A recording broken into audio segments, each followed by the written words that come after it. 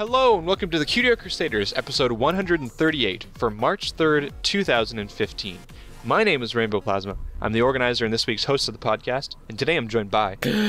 Burn to One, the special guest coordinator, and this week the editor of the podcast. And I'm at Mospark. I do the questions and stuff, and I'm back. Yay. Back, Mospark. Back, Mospark. Hello. Yeah, welcome back, yo. I missed you. Yo. I missed your face. So, before we get into you being back and all of your shenanigans last week that left just poor Burned and I to make fools of ourselves on camera, let's talk about Ted being still away. So Ted is away. Mr. Flutterguy 317 is still away on vacation. He's down in Babar for a couple more days. Actually, by the time that this comes out, he'll be back. So you'll actually be able to probably talk to him and chat. But he, at time of recording... Jabarbabar, right next to Jamarmamar. At time of recording, he is still away. So he will be back next week. So yeah, you still have the opportunity. Even though he's back by the time this comes out, I feel like you still have the opportunity to comment and tell him he's a jerk for not taking me to Barbados. Did come back to me? Side note, can I also mention that the person I sit next to at work at EA is going to Barbados on Sunday? Everybody in my life is going to Barbados, except for me. I'm not. You're in Australia, so Joel, that's basically we should go on vacation to Barbados. What do you think? We should totally go to Barbados together, bro. All right, let's do that. I hate you both, for the record. All right, so Ted's away, but you're back, Joel. I am.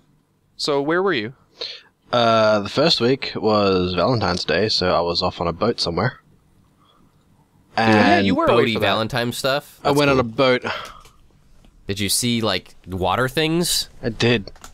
Nice. The person on the other side of the boat saw a dolphin.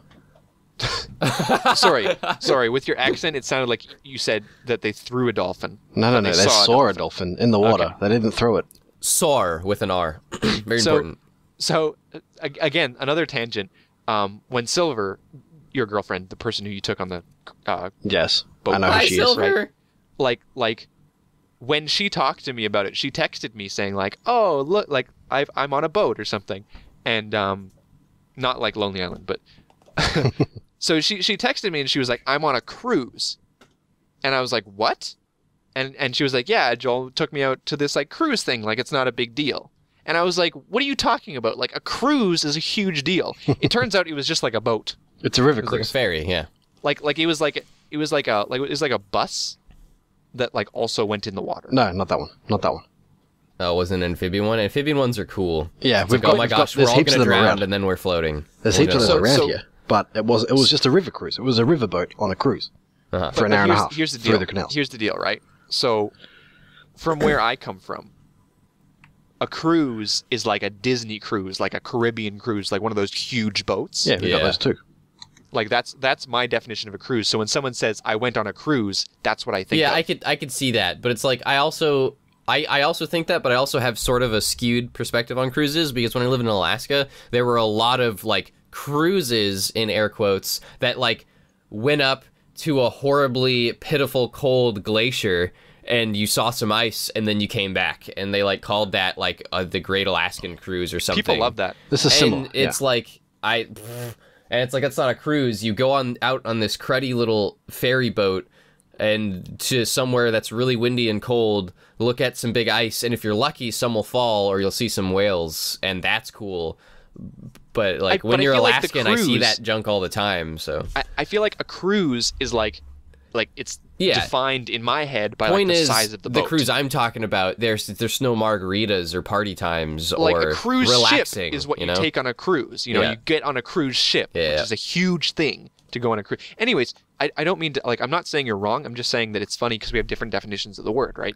Yeah, it's all so- nickels and dimes, cruise ships and tugboats. So I thought you took her on like this big extravagant Sausage and cruise, and I'm beans. like, oh my god, that's crazy. And she was like, yeah, we're eating like burgers or something. I don't know. It was like it ended up being like it was like we're just on a boat. Anyways, you also went to PonyCon AU, right? I did go to PonyCon AU. That was last week. That's why I wasn't here last week. Con. Yeah. It was like How was it? was local, so it was good. I didn't have to actually go anywhere. It was a 15-minute drive. Really? It was great. Wow. That's Maybe, awesome, maybe actually. 20 minutes. I wish Everfree was 15 minutes. Was Yeah, it like a big con, or how big was it? It was alright. It was bigger than SalvageCon, but to be fair, SalvageCon was thrown together in 7 days. How about like compared to like Everfree Northwest? Nowhere near as big. It would have been, I don't know, a couple hundred Like a people. couple of rooms? Yeah, it was in like in a hotel, but it wasn't. Okay. It was a convention center in the hotel, but it wasn't really. It was like, it's what they'd sort of use for like a work conference or something. So it was. Okay. It wasn't too big. It was. A little bit smaller. There would have been, I don't know, 400, 500 people. Okay, cool. Maybe. Yeah, Cool. it's nice. Yeah. It's a nice size little like community convention where you go and like everyone gets to see each other and like that kind of stuff is awesome. And like you recognize people from like times you've seen them at previous conventions, and you can see people more than once around the convention. Like you can't really. We went to Everfree Northwest. You met someone on the first day, never saw them again for the rest of the 3 days. Disappeared into the depths. Well, But yeah, and I I got to- imagine that I imagine that the Australian bronies are kind of a more close knit group because of the kind of like smaller amount of events and stuff. Yeah, that's a thing. I didn't get an invite to the podcasters panel though. Damn you, Lycan. Nerds. Yeah, I heard you were like hitting on Lycan or something. How'd that go? What? I was giving him shifty eyes. I feel like that's a big step up from like what actually happened. When you're at the convention, you were sending us messages on WhatsApp or something. You're like, I'm making Lycan uncomfortable. And I'm like, oh, do go on? I was giving him dirty looks. I was sitting in like the front row of the podcasters panel. All right, awesome. Great. That's fantastic. I love to hear it. That's hilarious. And get to hang out with Nazagoring and Snuggle Factor and stuff. I'm jealous. It's true. Although she only could come on the last day, right? Yeah, she couldn't make it to the first day because she was flooded in because of cyclone. The world is actively trying to kill Australia right now, so. Well, it was, yeah. Well, that's every other day. At the same time. Right. You know, if you're not dying by spiders or snakes, there's a cyclone. It's just the circle of life. We talked about it last week. What was SalvageCon supposed to be originally? Sydney. Sydney, that's what it was. Because we were talking about the fact that like Australian conventions this last year have really had like horrible luck, you know? Yeah. First you had Sydney and the whole SalvageCon disaster, and then like when you're trying to have PonyCon AU, all of a sudden it's like, nope, cyclones. No sand Also, on the beaches. Like, who was it? Kathy Weslock couldn't come at the last minute. But they did get Ingrid, who is the voice of Maud, as a replacement. and Maud, wasn't Tabitha also there? Mhm. Yeah, cool. That's a real treat. Tabitha We've doesn't seen go the to same person now, yeah. Joel. Tabitha doesn't go to Almost like every we're next to convention each ever, other. so it's really Yay. nice. Wait, was it? Am I right? What? Am I right? Am I being here? Ask Silver. Am I remembering correctly? Silver would know. Ask her. Oh, he was nice Why enough would you to mute mute yourself? himself. You're on a podcast. Why would you mute Yeah. yourself? So he can yell at It was Silver. Megan McCarthy. Oh, it was Megan McCarthy. Okay. Okay, cool. Okay. Thank you, Silver. Well then. No, it's not Silver. It's the mystical voice in his head. That Yeah, hold on. obviously Let wouldn't me come on consult microphone. the oracle. All right. So, anyways, you had a good time at the con. Yeah. It was good. Awesome. Yeah, it's One good. of the best parts was beforehand on the Friday night they did this big this meetup. People go and have fun at Time Zone, like the night before, and they made a Facebook group about it, and they used one of my vectors as the header image. That's funny. Yeah, It's really cool. It's awesome. that was like in the drawing room. It was Were like you in the crowd? And you were like, I made that.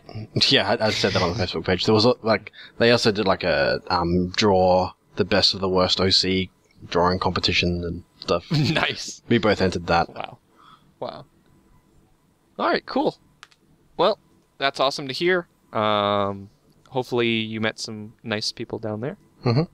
And yeah, awesome. Yeah. All right, so we have 2 more points here. I'm gonna rapid fire these because I actually don't want to talk about them that much, but we might as well anyways. 1, there's a screenshot of me with a plushie in my face floating around from last week when Thanks, we did the fans whole who take web- screenshots of us. webcams. See, but I kind of expected that. But Yeah. for the record, I was not eating that plushie, Yeah. or particularly, I was not actively smelling that plushie either. I just happened to smell it because my nose was breathing next to it.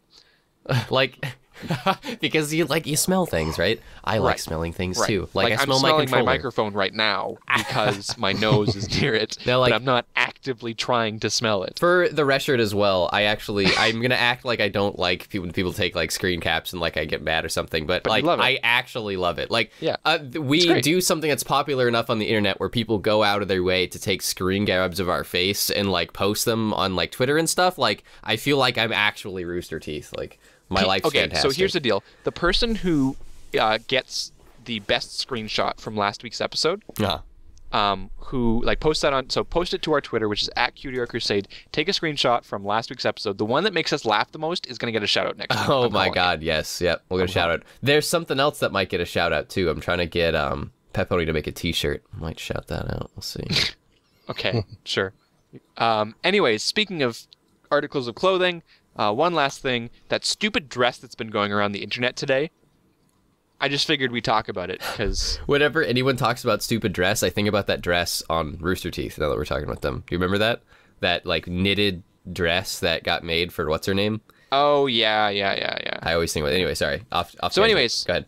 I mean, Team Black and Blue. All the rest of you need to get your eyes checked. That's Yeah, all I'm gonna say. right. That's all I'm Nah, gonna say. buggy is both of you. No, you're crazy. If you see white and gold, you are actually like that is insane. No, And you're wrong. Yes, I know 75% of the population sees it. That means you're does the not minority and mean- you are wrong. No, that does not mean that I'm wrong. Okay? Changing It does. reality, 2015. Get your eyes checked. Hashtag 2015. Nope. All right.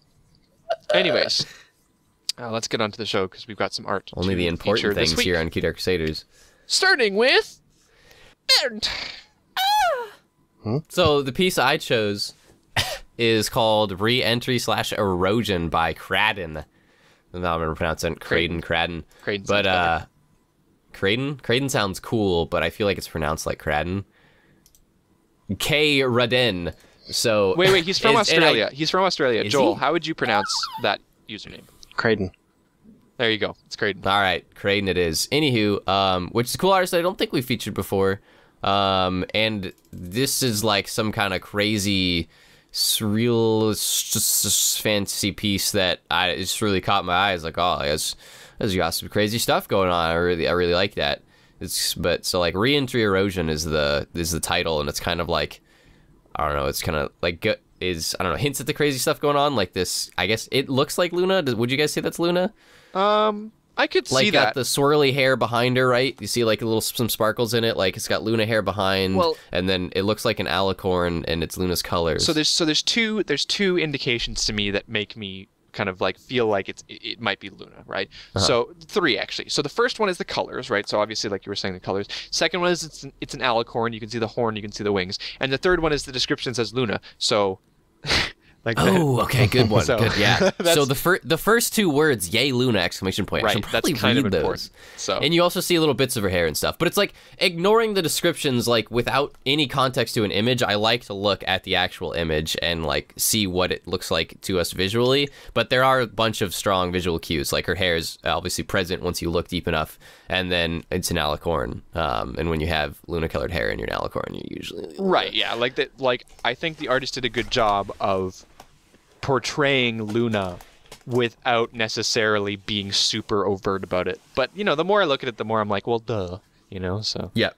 It's just, but like for me, when I was first reading this, I wasn't focusing on the small details that made this Luna. I agree. I was looking at the character and this crazy. I don't even know like good descriptive adjectives to create for this. This character that's kind of like literally eroding in like a physical manner. Like I don't even know. Yeah, no, it makes sense. But it's Literally. this crazy like sci-fi-esque scene that's going on. Like God, there's this really cool thing that I like. It's a magic card. It's called Path to Exile, but it's the same kind of concept of this character being like eroded Right. and like becoming like going back to essence in like this magical way. And I just feel like Creighton did a really good job at portraying this, between like the magic like flowing out of her eyes and her mouth, and then like the wisps and bits and pieces of like her physical matter on like the front of her, and like her horn like shattering and stuff, and like pieces of her trailing back behind her. It's just fantastic. I really like it, so I really glad that we could feature this one. It's good. Yeah, no, I agree with everything you said. I like the way, or sort of, not the way, but sort of what Creighton has done with this, or keyframe, I guess he likes to be called as well. The signature is keyframe. I don't know what you guys see it, but I see this as, he said it in his description. How do you interpret it? And I interpret it as she is literally falling from the moon because it's called re-entry. So I'm thinking she's literally falling from the moon, and because it's so hot, she's breaking up and disappearing. And dying. And dying. Because the horn is broken, there is My goodness. blue fire coming from her eye and mouth. She's breaking up. It's great. Like just the color, you can definitely see where the light's coming from, where it's going. Yeah. You can see each little piece that's falling off her has like a trail behind it. It's all pretty great. Yeah, I like that, the re-entry, like the atmosphere, like physically burning up. Like I see more of the erosion part of this, like her being broken and eroded. I kind of see it as like, you know, her original banishing, like her banishing as Nightmare Moon, because I kind of associate that yellow glow with something that's warm like sun, Celestia, or what have you. So it's like her like being banished and like being her essence being, you know, moved or to the moon or whatever, like put there. But I kind of see that sense where she's like being eroded by like a very strong power, you know. And it's clearly this whole thing going on is crazy and magical. Yeah. But I want to swap over to the colors, because that's what the original reason why I actually picked this piece to feature it, is because I felt like the color choices that are going on in this were the first thing and the most gleaming thing to catch my eye, and then this kind of like awesome scene was the next thing that made me want to feature it. But this crazy like really, really bright cyan blue that's like coming like out of her eyes, and like this kind of like her magicalness, you know, like spilling out of her, is like the first thing. And then there's that really, really bright yellow on the front portion of like her silhouette, front portion of her face and chest and stuff, that's kind of coming from the yellow glow on the side. And then how that plays with the darker like colors and darker blues and purples and the rest of the piece. That's just like these three colors, this blue, this yellow, and these violets, and like how they play with each other, I think is just fantastic. And it's kind of like, I would even say that it's kind of a split complement. So you have blue and yellow being primaries, right? And then you have red, what is it? Red, blue, or purple, basically. So the purple and blue there, the complement between those two would be yellow on the other side of the color wheel. Does that make sense? A little kind of tricky there. I mean, yeah, like you did mention like 8 different colors there, so you did lose I basically me a just little didn't bit. stop talking, and I didn't shut up, and I apologize for that. I should have broke that into like 3 different points. But I feel like there's an awesome complement or play with colors between the bright cyan and then the bright yellow, to where like maybe like on a certain spectrum of color that the basically the blues and the purples really react well with the yellow, is all I was trying to say. Yes, and I would agree with that. The thing that I really enjoy about the colors in this piece is the fact that we didn't know it's Luna right away, because there are other things to capture your attention, but the colors are subtly there in such a way that the more that you look at it, it kind of dawns on you what you're looking at, and it gives the piece, like, you've got the first visual impact, and then it's like it slowly kind of pushes this emotional impact onto you as well, as you realize which character it is. And that's the kind of thing that only bronies will get. Hashtag just brony things. Only 2014 bronies will get this. Oh my goodness, 90s kids. But you get what I mean, you know, like there's that kind of like subtle push where you make that realization of the character, and it kind of adds more meaning.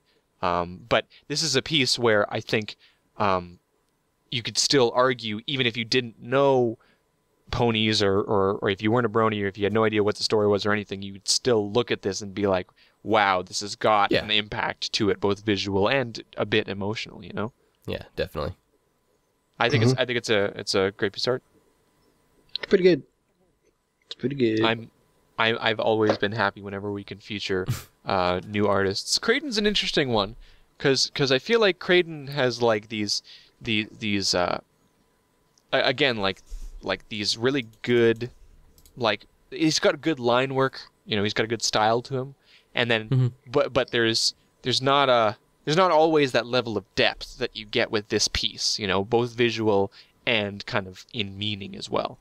Yeah, like when I was scanning through his gallery at first, like this, I feel like I don't know how to put it, but like the league this piece is on, or is just like a huge step above a lot of stuff that I see like in his gallery. This stands out in his that gallery. almost sounds condescending. Like I don't mean to put it that way, but I just mean like the depth that this piece has in the amount of work that it must have went into painting this digitally, right. And then like choosing the colors for it, and like the quality of the colors and the quality of certain details and aspects of painting, and especially like the visualization of this and the narrative that's going on is like very, very well done. He took his art to the next level with this piece, I think, is a nice way of saying it.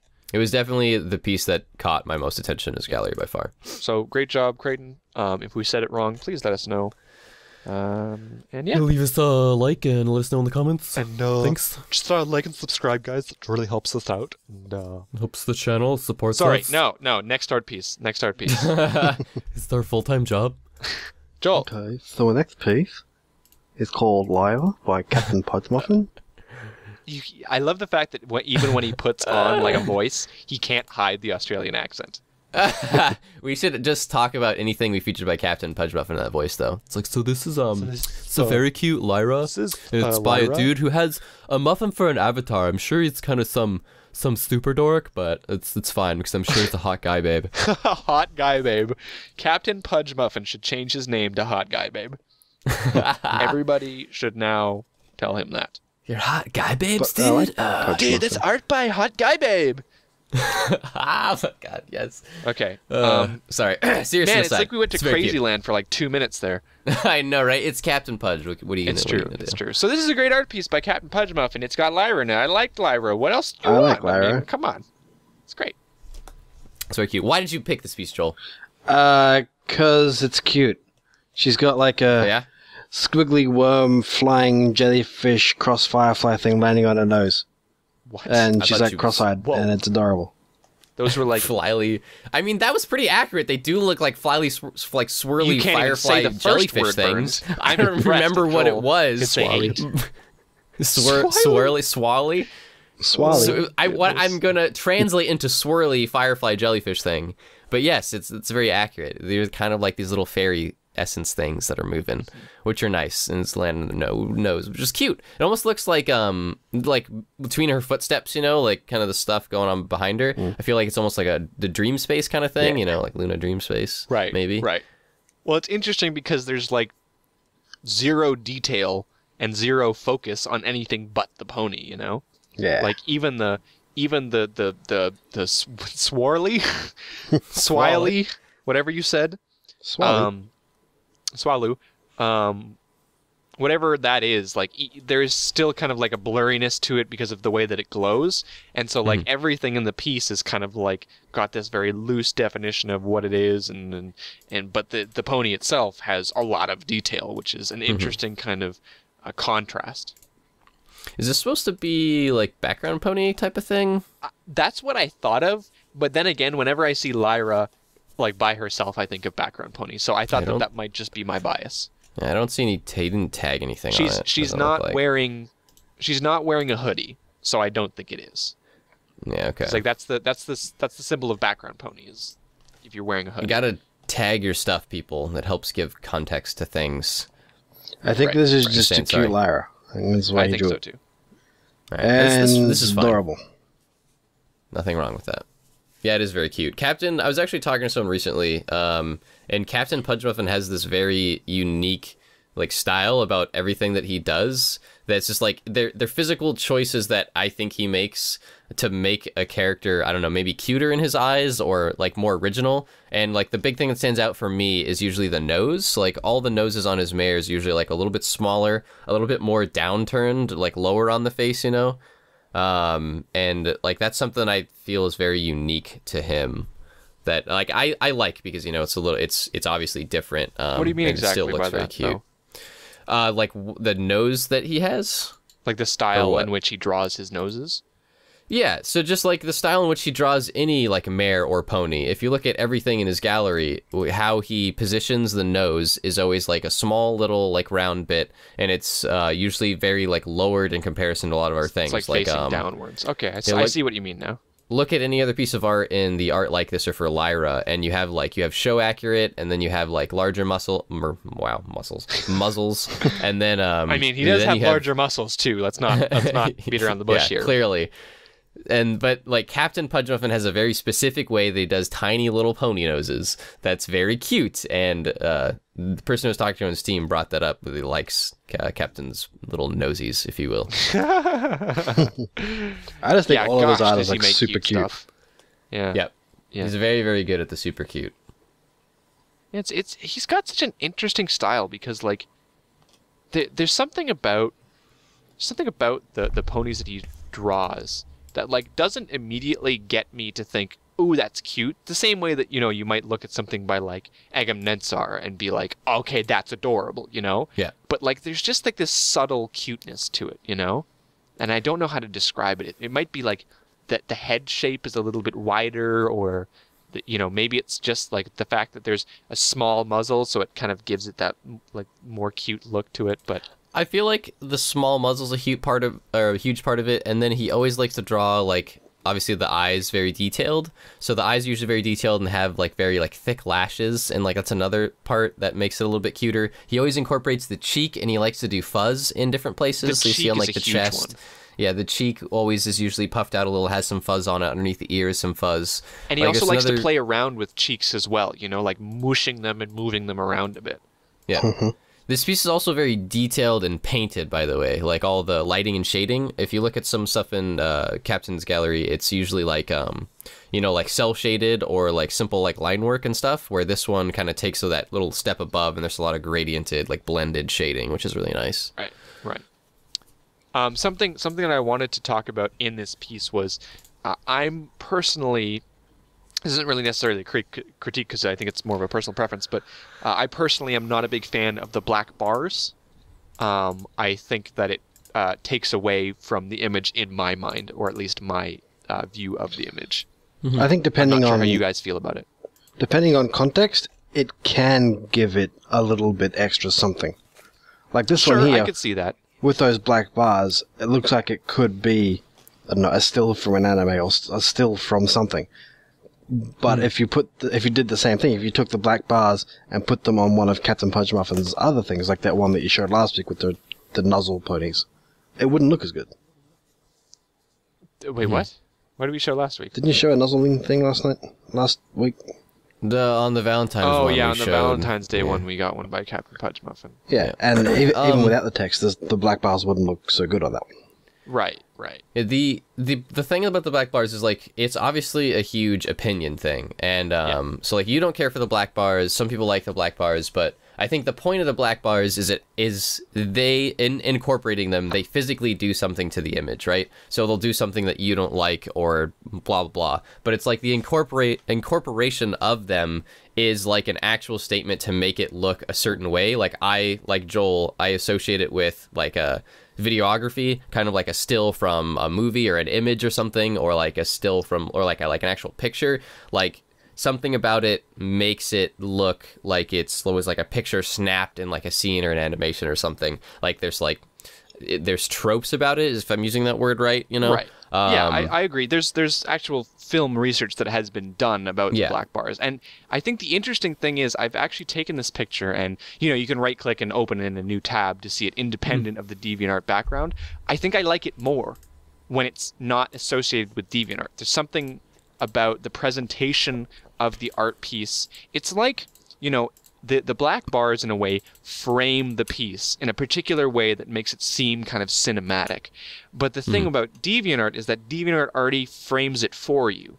It kind of already gives you this top bar at the, that's the DeviantArt bar at the top. You've got the stuff on the right, and then you've got the text, like the description and the artist along the bottom. So it kind of frames it already. So it's almost like it's overkill. But when I put it on like just a screen by itself, it kind of dissipates a little bit. So that's an interesting little concept. Why go to all this work to make this beautiful art piece and then make it too bloody skinny to make a wallpaper. Pudge. Ha! So like The you have to resolution have is weird. Maybe he has a square monitor, which is why he incorporated the black bars so he could use it as a wallpaper on his monitor. Yeah? Yeah. I mean, No, sure. he probably just likes the black bars. I don't know. The black bar's a choice. We'll have to ask him why he did it. But the point is, it changes the resolution of the image, the aspect ratio, and it does things, and we see them on DeviantArt, and we can argue about if they're good or bad or Pudge. Good You or got it. bad or Pudge or what was his new name? Hot man guy. No. Hot guy babe. Hot guy babe. That's what it was. Yeah. Hot man guy is Flutter Guy's new name. You gotta say it like hot guy babe. Jesus. All right. So I like it. Let's move on to our very last piece here, and it is called Daybrite Moontime What, really? by Assassin serious? Monkey. Oh my goodness. Probably one of my favorite titles that I've ever Fantastic. ever 10 out of 10. seen.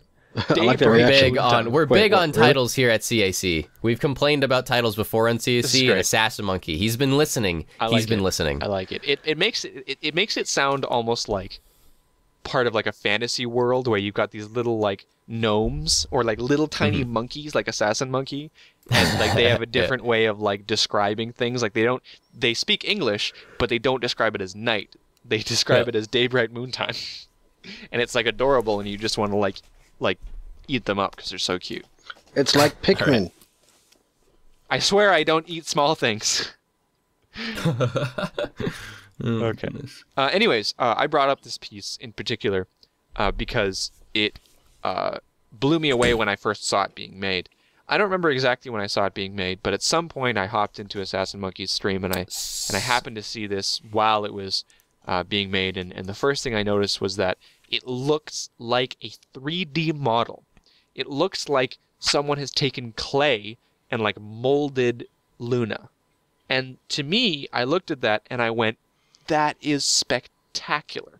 That is like just out of nowhere, Assassin Monkey has like changed things up and taken things to another level, which is insane because that's what he's been doing for the last 2 to 3 years. This is the theme for this episode, another level. Everyone that we feature today has gone a step and above. We just like to point that out. Cutie Art Crusaders. We leveled up today. There you go. But yeah, I mean, like, don't you guys agree? Like, he keeps stepping up his game. Yeah. Assassin Monkey is one of those freakish artists where, like, he makes art 24/7, and he just keeps making more and more art, and it's like, hey, Assassin Monkey's streaming today. He streamed every day for the past 2 weeks. I wonder what he's drawing now. Oh, he's making more ponies, and they just keep getting better. Well, It's because like, practice makes perfect. it's part practice, and then it's part just like this huge sheer amount of work that he's put into becoming a better artist. Like, even like when we interviewed him, like, he didn't go to school for art. He's been like just powering through, like, making this kind of stuff on his own accord, and he's just been like, I don't know, we need to like ask him, like, do you go look at tons of resources and ways to improve and like find all these things, or do you just keep painting stuff until it's horse beautiful? Like, Right. Horse Well, beautiful. I think a lot of it comes down, when I mention practice makes perfect, it's just, like this kind of thing when you look at an artist. Like, let's say you are sitting listening to this podcast right now and you don't know how to art. You've never arted before. how does art? How does anybody really art? And you look at Assassin Monkey and you're like, man, I want to do that, right? That is like 2 years straight of art. Okay? So Probably 3. like, I believe personally that anybody with the same level of dedication and practice and experience as Assassin Monkey can get to that level.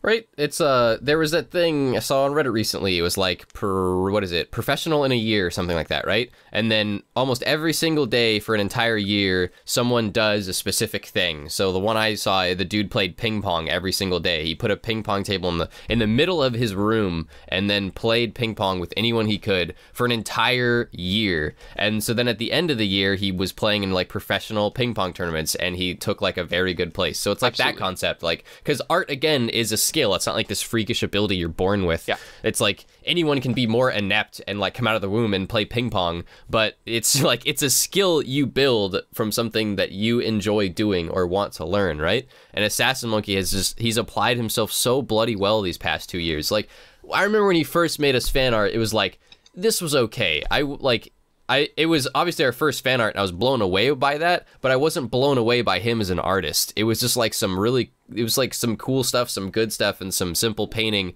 and it looked like what his rough sketches look like now. When you see Assassin Monkey do a rough, like, unedited, quick sketch to just lay down a basic, like, value painting of the underneath, that's what he was making 2 years ago, and now he's making stuff like this, and it's friggin' incredible. Yeah. Ugh. We're talking more about a skill. We should talk more about the art and why it's cool. You mentioned diffuse lighting. Yes, so do you want to talk about why this piece looks so much like it's clay and real?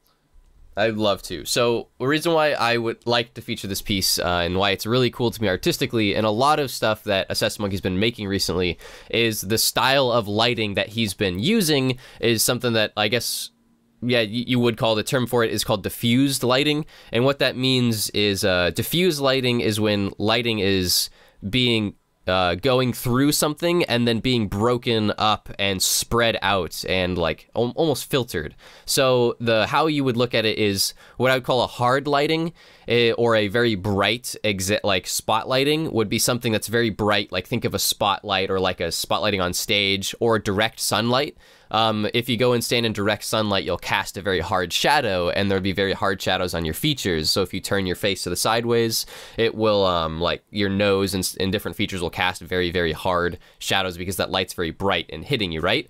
But if you go stand outside when there's overcast or when there's clouds, the clouds will diffuse the light, split it up into all directions, and then you will no longer have a harsh shadow behind you, and your features on your face and stuff will then be more subtle and diffused is what you can call it. So this piece in particular is using like an extreme form of diffused light. If you look around her, she's actually surrounded by clouds, which, you know, we could say is diffusing the light if Assassin Monkey's that bloody awesome and he chose to do that because of this. But if you look at all the features on Luna, everything's very softly shaded, and every portion of her is lit like very evenly, because it's created by this diffused everywhere lighting, you know, like air quotes everywhere lighting. Yeah. So the portions of her that do cast shadow and show detail are like the cracks and crevices of her hair, like around her face and in her ear, where light actually can't get to,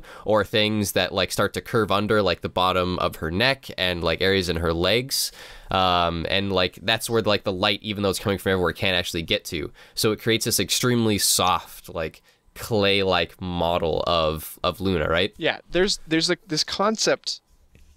There's this concept of like, you know, when you take a look at an art piece, right? You start and you go, all right, I've got a sketch. Maybe I got like an under sketch. I've got like a more formed sketch. I do the line work. I add the colors, and then I add the shading, right? With this kind of stuff, when you look at those pieces, you're like, okay, there is the shading. I can point to you where it is shaded, right? In these kind of pieces, when you look at Luna, what's shaded? Her hair, But the thing is, let me blow you away here. Everything is. It's just like all so subtle and like blended, and like there's so much time that went into like carefully smoothing everything out that you can't tell. What you recommended to me before we looked at this piece on the show was to look at the work in progress, and I strongly encourage everyone watching this, go to Assassin Monkey's DeviantArt, links in the description, and look at the work in progress for this, because you can see the black and white value-based shaded thing that he created before he colored Luna. So he created this soft, what is almost all the same shade of gray, and the differences in it are so subtle and how they're all smoothed out, and then he created the Luna in that black and white and then colored her from there, and then smoothed her more, and then colored her and shaded her more from that step. And it's quite a fantastic process. The one where she's got no eye is creepy. Yes, it is. It is. He even like put like holes in that one. Yeah. It's like a moon. Yeah, no, it's I mean, it's insane. It is insane. Like, I will sit here and I will gush over this as much as possible, but it's because I'm continually blown away by the fact that you look at his progress and you're like, wow, that's really good. You know, like he's made a lot of progress. Yeah. And then he just, you know, at some point you expect diminishing returns, right? You expect there to be like, he'll hit a point. And to be fair, there was a point that he kind of hit and it was like, he's a great artist, but like he kind of kept around the same skill level. But then he keeps pushing through these barriers.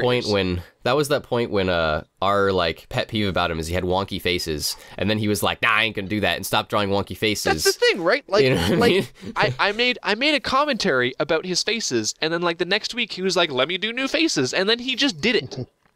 And like now he Yep. makes amazing faces, and it's like, And now I have no qualms. Like how do you just do that? You know, like I've always said that art is a matter of passion, dedication, practice, and I still fundamentally believe that.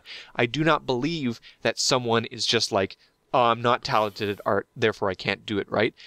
Yep. What I do now believe in is that there are people with the propensity to have it, to push things beyond what I thought was possible, you know? I believe in the Church of Assassin Monkey. And All like, hail our great Lord and Savior, Assassin Monkey, the drawer of horses, this is the thing, and right? Like, painter of equines. like, don't get me wrong, I think a lot of where Assassin Monkey has gotten to has been because of his practice and his dedication and the time Yep. spent, because he's streaming like every day. Yeah.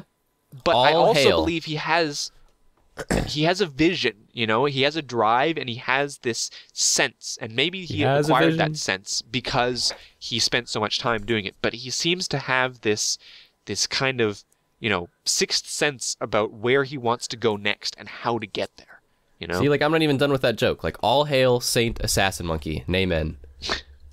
Anyways, Anywho, no, I actually, before we go to the questions, we have like 20 minutes left, don't we? Whoa, I wasn't even... What? Never mind. My head's getting messed with. Forget what I said. I'm just going to cut that out. Anywho, I want to jump back to the lighting for a second. Sure. So more about that diffuse lighting, or more on that. Assassin Monkey, like, he clearly understands this, like, very soft diffuse lighting that he's using on this character, but in... like, obviously, in his huge gallery that he has, he uses the opposite forms of lighting. He uses all sorts of different levels and types and styles of lighting. So one of the features we featured before, what was it called? It was called Statum Luna, where she's, like, sweeping down from the night, like, and doing all this crazy magical battle stuff. It's, like, the complete opposite form of shading, where it's, like, a harsh spotlighting shading. Right. So, like... And it's at nighttime, where this one is clearly like in the daytime where everything's lit. Yeah. So he understands these different forms and styles of lighting between like hard, diffused, and soft, and harsh, and he uses them in his artwork. And it's just like, it's not like, oh, this is just weird style that he's kind of like built up. He's clearly looking into like the what would you call it, like the physics behind light, Right. And how to render them, and then utilizing them in his artwork. I'm really glad you brought that up, because I do want to bring up a certain point, and that is that we talked about him taking his art to the next level, but what I mean by that is he's mastering different art styles. When I look back at the stuff that he's made even 2 months ago, I don't think it's objectively better or worse. It's just a different style, and I would love to continue seeing work from him from that quote-unquote older style, right? But, you know, the thing that we're mentioning is the fact that, like, you know, he's got this, he seems to be grasping these new things and, like, using all of his old knowledge and keeping up that skill while learning all these new skills to a point where I feel like, does Assassin Monkey even have a style anymore? Or does he have five? Is he even real? Or is he just magic? Right. Like, is this the beginning of, like, Rise of the Planet of the Apes? Like, is he just, like, the super smart ape? And he just so happened to like art a lot and ponies? Hey, he prefers a monkey, all right? Right. Sure. Sorry, was that racist? Was that racist against monkeys? But We yeah, apologize like to apes everywhere. that's the thing. Like, I'm honestly posing a question. Like, does Assassin Monkey have a style anymore, or does he have like 4?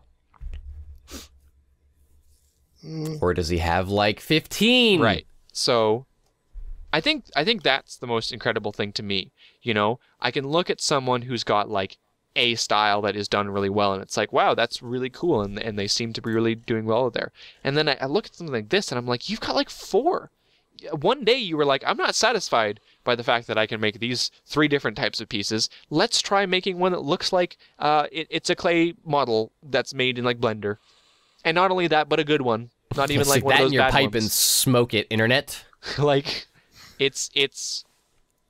I'm gushing too much, and I'd like to be serious about this, but More on the art. I actually do believe that things like Daybrite, Moontime, are the perfect example of just how far Assassin Monkey has come in not only in the breadth of his art knowledge, but also the depth of it as well. This week on Cutie Art Crusaders, more gushing about Assassin Monkey. Tune in next week. Gush Look, about things man, some more. Look, man, one time I told him he needed to fix his faces, and he did like next week, so he's got a special place in my heart. Assassin Monkey, this isn't good enough. I actually need you to get better. Can you do that for me? Yeah, thanks. Assassin Monkey, I have one critique about this piece. It's not me. All right. On a serious note, another thing that we didn't mention yet. There is a very, very soft, subtle blur on certain features of Luna that helps direct focus. It was another thing that you brought up to me before we featured it. And if you look at the work in progress again, there's a very clear-cut, like well-rendered, smooth version of Luna where everything's very painted and clean. And then he put a very subtle blur over her legs, her wings, and then her tail, which, you know, I guess diffuses those colors, makes them softer even more, and helps direct your attention at things that are more clean-cut and clear, like the details in her face and hair and mane. Anywho. Yeah, another fun little style thing, or not style thing, art technique. There we go. That's the words I'm looking for. All right. Well, also moths. Shout out to Taku. So I bit my tongue. So I think that's a sign from the pony gods that we need to move on to the questions. Okay. Okay, I can do this. There it is. You can do this because it is your job. Yeah, it is. I believe in me. Okay, so I have 2 questions here this week. The first one is by Sonnenblitz, and it is, if humans could get a cutie mark, what would be your special talent and your butt pick? Nice humans choice could of cutie mark. What would be your special butt pick? nice. See, okay, small, tiny little thing, right? It's my personal belief. It's my headcanon, and I think it's supported by evidence that the cutie mark itself, the picture, is not supposed to represent the special talent, but is supposed to represent the event in which the special talent was realized.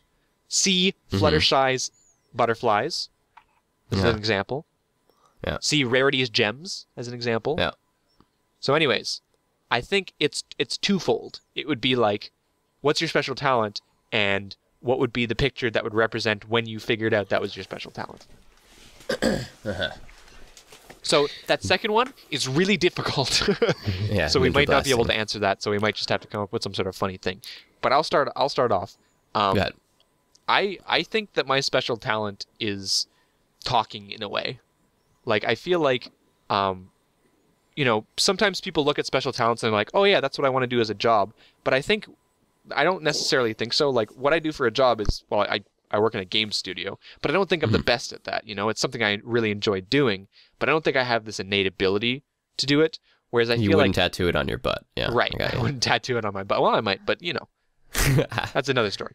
But like my innate ability, what I have that I think is just kind of like ingrained in me is I am able to just speak, like talk about things on the fly. I can improv sentences. I'm totally okay with public speaking. Like, people can probably tell from the show, like, being a host is natural to me. Like, all these kind of speaking things is totally like, just, it's always been natural for me. So that would be what my special talent would be. It would be, I don't know how to describe it exactly, but it's to do with my ability to speak in like any situation. Speak. So sure, I can see that. I like it. And my butt pick would be a butt. I don't know. Would it be a pic of a butt? It would be like my butt tattooed on my butt. Is that like getting a tattoo about, of your like- face on your face? Sure. What about like a butt with a microphone?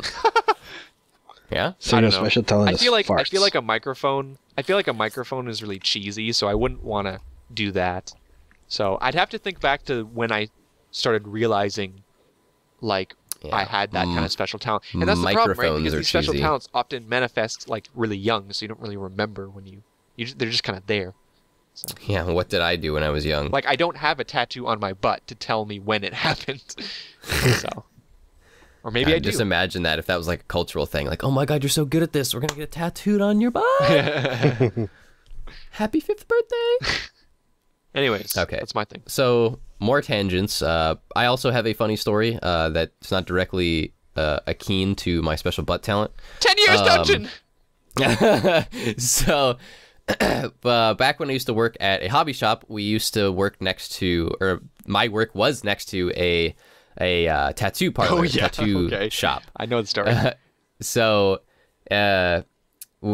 one day I was working and it was Friday the 13th, and the tattoo parlor next door, one of the tattoo artists walked in and said, hey, by the way, just so you guys know, if anyone in here playing Magic or whatever wants a sweet Magic tattoo, we're doing $13 small tattoos on Friday the 13th. So if there's no reservation, you just want to come in, sit down, we'll tattoo whatever you want on you for $13, and then we'll spit you out, like no problem. Nice. And then people were like, oh, no way. And there's actually a couple people. One dude, our store owner, paid him double the fee. So he paid for the tattoo and then $13 extra to get our hobby shop logo tattooed on his arm, which he did. Wow. So there's a Batcave logo on dude's arm now. Some dude got a magic symbol and some other stuff. And it was awesome. Anywho, so right around then, I had just like became a brony and were like letting people know that like, oh, the show's awesome. And so the people who I work with and a bunch of people in the store were trying to convince me to go over and get a cutie mark. And they were like, dude, it's $13. You go over, you get a cutie mark. You could pay it twice for only $26. You could have a cutie mark on each side. And just like, and I was tempted. I was super tempted. I had to think very long and hard about why that was an awful idea and I shouldn't do it. But I was like, dude, like I could just do this. And like I was gonna get like a black mana symbol for like magic, the black swamp skull symbol or whatever, for the cutie mark. I was thinking about it and I was like, man, like I could get like 3 mana symbols of my favorite colors to paint. I was like thinking about like this Magic the Gathering mana symbol that I could get tattooed on my butt. So I'm working at a Magic card store thinking about getting Magic stuff tattooed on my butt. I think the best part about that is if you actually had that happen, like people would then like walk into the store and like ask you like, do you have Magic cutie marks? And you're like, all right, just come into the back for a second. yeah, you want to see? All right.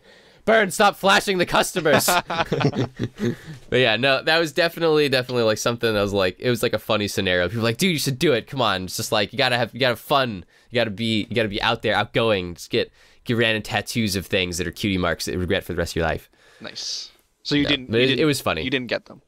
No, I did not get the cutie marks. Luckily, luckily later that year, Bernd actually went back and got a bright pink unicorn as a tramp stamp. So yep. It's actually a double PG? unicorn. I don't know if I can say that. It's a double unicorn, so it like goes out of both sides, and it has a little tail that trails down my tailbone. It's very cute. Nice. So is your special talent also almost making bad decisions? Yes. Oh, goodness. It's like my special talent, my cutie mark, is actually like half of a cutie mark. It's just like partially there. It's like a tattoo that's half done. It's like, oh no, wait, we can't do this. All right. So what's your special talent, Bernd? My special talent? I don't know. I've always been really good at helping people? Question mark. I've always been like kind of had a knack for teaching, and I've liked teaching, and I've always wanted to like help people and like to do things or to learn things. Like even when I first joined the community, right, and I started doing vectors, like I wasn't thinking about, oh, what's this super awesome vector that I can make and be super popular for.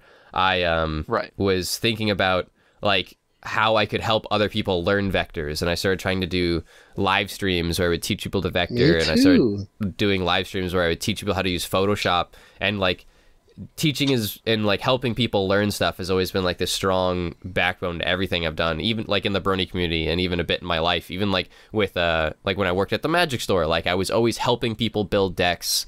I was helping people learn Magic, and I've always really liked that. Even like here on the show, when we get to like talk about art and talk about things that we know, like I feel like I'm trying to educate people and like by talking about stuff that I understand, you know? Right. And education has always been like a very strong thing that I've always wanted to keep in our podcast and stuff like that. And I feel like that's not something I ever like knew about myself or realized. It's always just something that's been there that yeah. I've done throughout all these hundreds of episodes, Right, and that I've always, and like different things that I've loved doing, you know, in my life or whatever. It's like, it's one of those things where it's like, you don't realize it until it's like, oh, you know, like there's your special talent or something, and like, oh, you get it tattooed on your butt. But yeah, I don't know. I'm gonna call you Burndley from now on. That would be my special butt pick. Is it would actually be CAC across my flank. Okay, sure. Okay. Then people would read it and be like, oh my god, He's got cack on his butt. He needs to learn to wipe God. better. Oh man! All right, Joel. What is your special talente? do tell. Yeah, I was trying to figure it out, so I went over and asked Silver. And she I said, bet she gave you really productive answers.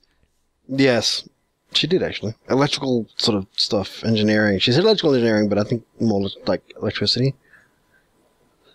So what you're saying is you're Static Shock. Pretty much, yeah. That superhero So, weird TV would character your- from the 90s. Would your cutie mark be like a light socket, or would it be socks on a rug? It would be. Socks on a rug.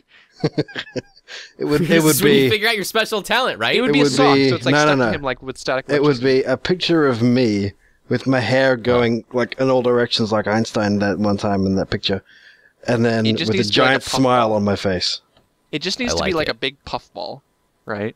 like a fluffle puff. Joel, did you ever stick like utensils into like sockets?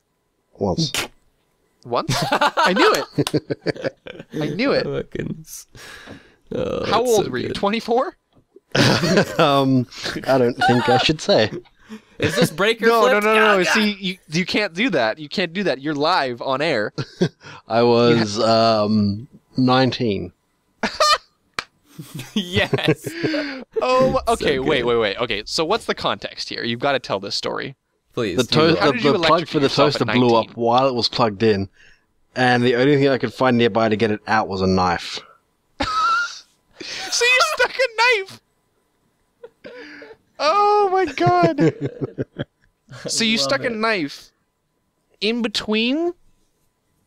Yeah, and pulled it out. Did you electrocute yourself? Oh, No. so you made the knife connect with both parts of the positive negative, or Yeah. you just stuck a knife in there, but you didn't get shocked? No, they joined. It made a bridge Okay. between the active and the earth. Okay. So, I love it. but like, did you not to make a pun of this, but like, did you actively do that, or did you just happen to get lucky? It was an accident. Because like I knew So you what was going on. accidentally didn't electrocute yourself. Yeah. The Well, safety I switch mean- luckily worked. Well, I mean, there you All go. right. I've also, while I was trimming hedges one day with an electric hedge trimmer, I cut through the cable that powers the hedge trimmer. I've done that twice, by the way. Oh my god, that's awesome. Oh my goodness. I sometimes do that with vacuuming. Like you're vacuuming and then like you don't want to move the cord out of the way, so then you vacuum over the cord and then you realize the copper's exposed and you realize it's probably not healthy. No, I'm just tape it talking and about leave a it there big anyway. bladed hedge trimmer. Oh yeah, no, I know. Yeah, burned. I just don't use big bladed hedge burned. trimmers. I always have that problem too. Whenever I'm vacuuming, I accidentally hedge trimmer the cord. Yeah. When I'm trimming my shag carpeting with a giant saw blade. And now I It's work like a in vacuum, but with blades electricity in it. distribution. I work on live 240 volt cables. Yeah, I think your special butt mark should be a toaster and a fork. a fork coming out of a fork. toaster. Oh my Okay. goodness. Somebody make this happen.